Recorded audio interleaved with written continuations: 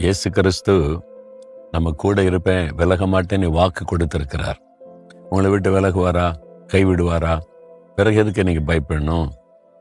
இல்லைங்க, ஆண்டவரே மறந்துட்ட மாதிரி இருக்குது, கைவிட்ட மாதிரி இருக்குது. சூழ்நிலை அப்படி தெரியுதா உங்களுக்கு? மனிதர்கள் வேணா கைவிடுவாங்க, மறப்பாங்க. ஆண்டவர் எப்படி மறப்பாரு?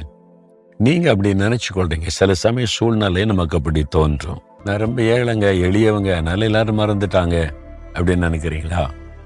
ஆண்டவர் அந்த வித்தியாசம் பார்ப்பாரா? இவன் எளியவன், பணக்காரன், வசதி உள்ளவன், பெரிய செல்வந்தன் அப்படின்லாம் இயேசு வித்தியாசம் பார்ப்பாரா? இல்லை. எளியவன் எந்திக்கு மறக்கப்படுவது இல்லை. நீங்க இயேசு எரிக வழியே நடந்து போறாரு. கண் தெரியாத ஒரு மனிதன் பிச்சை எடுத்து கொண்டிருக்கிறார் ரோட்டு ஓரத்துல. தாவீதின் குமாரனே எனக்கு இறங்குன்னு கூப்பிடுகிறான்.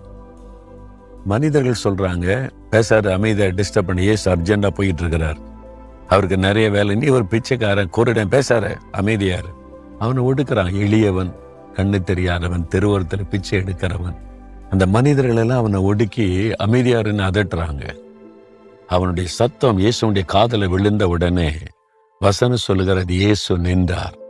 யாரும் என்னை கூப்பிடுறாங்க, ஒரு எளிய மனிதன், அவன் என்னை கூப்பிடுறான். இயேசு நின்றார். அவனை கூட்டிட்டு வாங்க. இப்போ அவனுக்கு மரியாதை கூட்டிட்டு, உனக்காக இயேசுவே நிற்கிறாருப்பா. இயேசுவே நின்றுட்டார், போய் கொண்டிருந்தவர், உனக்காக நீ வா, உன்னதான் கூப்பிடுறாருன்னு சொல்லி மரியாதையை கூட்டிட்டு வர்றாங்க. பாருங்க, அவன் எளியவன், கண் தெரியாதவன், பிச்சைக்காரன், எல்லாரும் அற்பமா பேசினாங்க. ஆனா இயேசு அவனுக்கு கனம் கொடுத்தார். அவனுக்கு என்ன செய்யணும், உனக்கு என்ன வேணுப்பான்னு கேட்டு அற்புதம் செய்தார்.